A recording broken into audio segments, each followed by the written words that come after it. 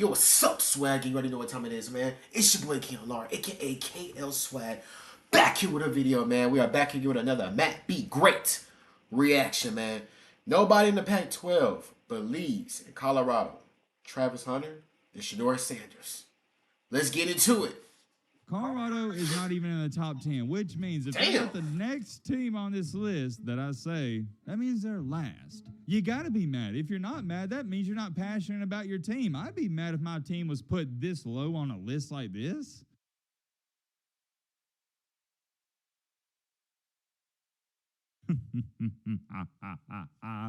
I saved this video for tonight for this one reason only. Say it with me now. Another night, another primetime video.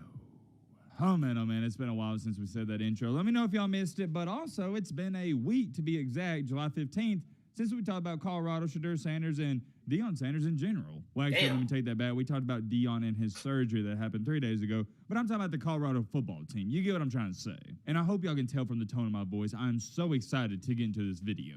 I'm going to let you know up front, it's going to be controversial, and I wouldn't say I necessarily like making or even talking about controversial situations, but here's what I will say. They're definitely intriguing because everybody, they give their opinion, and more times than not, we get a lot of different perspectives. So I do like that aspect of things, and we may check out some of the comments on the previous video we made because in that video I stated, hey, Colorado, they're running out of time. What do I mean when I say they're running out of time? Well, the season, it's creeping up on us, and you only got about, what is it now, 35 days? I don't know what it is to be exact, but let's just say Colorado has roughly 5 to 6 weeks to prepare for TCU. We'll talk a little bit about that, but the main reason I'm making this video is because of what happened at the Pac-12 Media Days. If you've been keeping up with the channel, what did we talk about yesterday? What was the one video we made? The SEC preseason polls. That's what we talked about. Talked about where the teams are ranked and all that good stuff, and I thought the SEC rankings, they were pretty good. They were pretty accurate, at least compared to mine. Meanwhile, though, on the other side of the country, the Pac-12 had their media days, and they also released their Pac-12 preseason rankings. And how do I say this nicely? I'm just going to leave it at this. Nobody believes in Colorado, and I'm not even going to say they disrespected them, but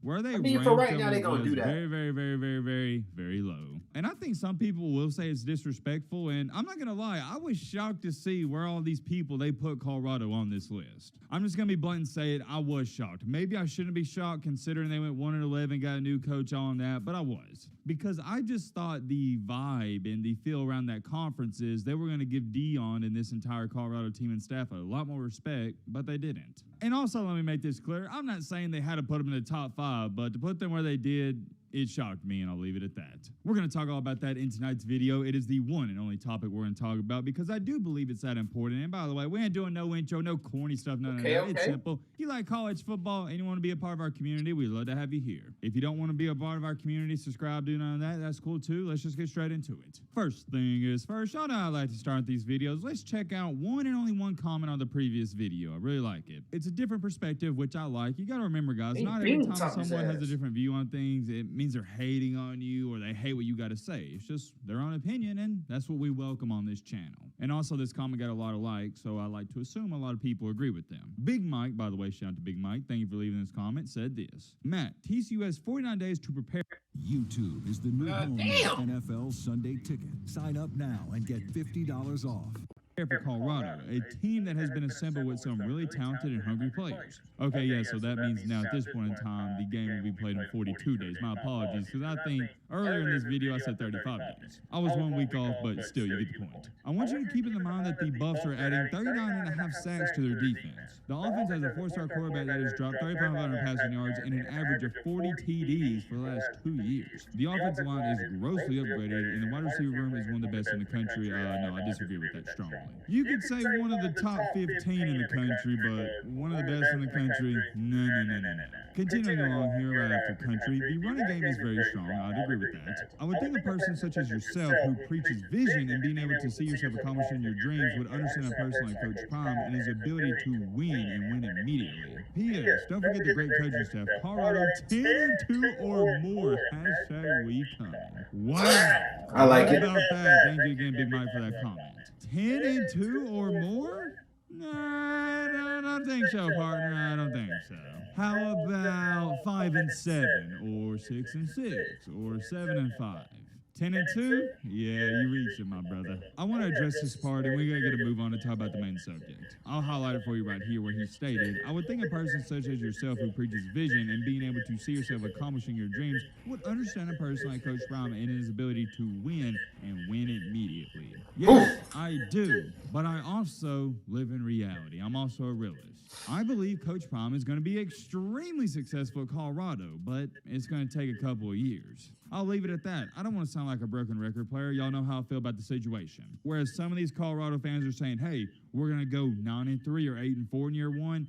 I'm more so of thinking that's the goal, or that's what you can do in year two. I'm a year behind y'all. And I ain't going to hold you, Big Mike. If you think Colorado's going 10-2 this year, you're in for a rude awakening. Yeah, not 10-2. There's only one thing left to say about all this. I guess we'll see. We'll see, man. We'll see. But let's move on to the main topic, the main encore, the main reason you clicked onto the video, and what's going on with Colorado and the Pac-12 media.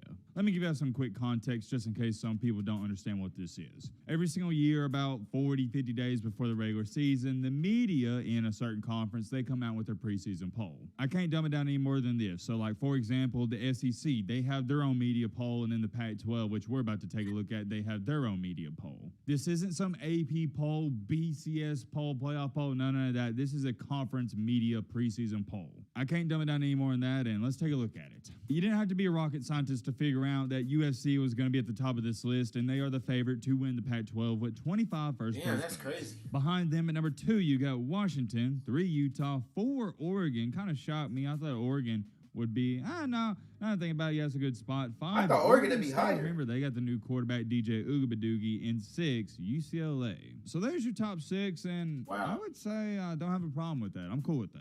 For me personally, I would flip Utah, Washington, but not a big difference. And as you can see right here, Utah actually got more first place votes than Washington. I like Utah, I really do, and don't sleep on Oregon, man. Do not sleep on them. There's your top 6, and obviously, to all my Colorado fans, you've noticed this, you're nowhere to be found. Now, I ain't going to hold you. If you're a Colorado fan and you expected to be in this top half, you're delusional. You knew nobody was going to put you in the top 6. Yeah, you got to earn it. I can't say I thought about it because I didn't, but heading into this, if you're a Colorado fan and you have no idea where you're at on this list before I tell you, where do you think you should have been put? Continuing along here at 7, you got Washington State. At 8, you got Arizona. 9, California. 10, Arizona State, which means there's only 2 teams left, and we haven't even gotten to Colorado. Colorado is not even in the top 10, which means if they're not the next team on this list that I say, that means they're last. That would essentially mean that the Pac-12 media has picked Colorado to finish last in the conference. Yeah, that's a low blow to say the least, but guess what? That didn't happen because they put Colorado at number 11 and Stanford at 12. Not too bad, not too bad. Boys and girls, there you have it, and this means that the media thinks Arizona State, California, Arizona, Washington State, UCLA, Oregon State, Oregon, Utah, Washington, and USC are better than Colorado. I got a question. What do y'all think about that, Buff fans? I know y'all are mad. Let me know. I think they over Arizona, though. You're not passionate about your team. I'd be mad if my team was put this low on a list like this. I say 8. Now, me personally, this is just 8 me. or 6 down below. I'd put Colorado at with all the sheer I'll put 8. And how much I believe in Deion Sanders. 8 or 7. Sanders, and also they got Travis Hunter. I love him. I'm going to put Colorado at number 9. That's where I would put them. 9, I'll put them at 8. I think 9's 8 a or good 7. spot. I think putting them at 7 or 8, that's kind of pushing it. But 9, I can get down with. 8 or 7. Here's what I will say, though, and take this into account. The people that vote on this crowd, number 1, they have no idea what they're talking about. Because think about this. If y'all didn't see yesterday's video, Vanderbilt got 5 first-place votes to beat Georgia. Yes, to beat Georgia in the SEC. I mean, no, they got 8. My bad. 8 first-place votes to beat Georgia in the SEC East. And they got 5 votes to win the entire SEC. Vanderbilt. If you know anything about football, you know how delusional that is. And it's the same thing with the Pac-12. The people that vote on this crap, number 1, I got more knowledge on the tip of my finger than they have in their entire body. And number 2, they're a bunch of old bozos and geezers. They don't keep up with the modern times, so yeah, I'd expect them to put Colorado at number 11. It's an absolute shame to put them this low on the list, but also, let's be real. Do preseason polls matter, or even media polls? No. Right now, at the top of your head, unless you're a Colorado fan, you couldn't tell me where they were at in the 2020 media preseason poll for the Pac-12. I don't really care about preseason polls, but, and I have a really big but, you better believe that. Got a big butt? This does tell us that nobody believes in Colorado and nobody believes in Deion Sanders. And why it's so fascinating to me, and I can't wait until the season, because at the same time, if Colorado goes 3-9, 4-8, everybody's going to say, oh, yeah, it's a disappointment of a season, and Deion, he's a fluke. Which doesn't make sense to me because you see right here, they got Colorado finishing 11th in the league, so that means they expect them to go like 3-9, 4-8. So if they do that, how could that be a disappointment of a season? Y'all see what I'm saying? They expect Deion Sanders and Colorado to be terrible, and even if they are terrible, they're going to say Deion Sanders was overrated. When in reality, y'all didn't rate them properly, or at least up to your standards. But guess what? To end the video off, they're going 8-5. 8-5. I see it. They winning. We coming. Oh yeah.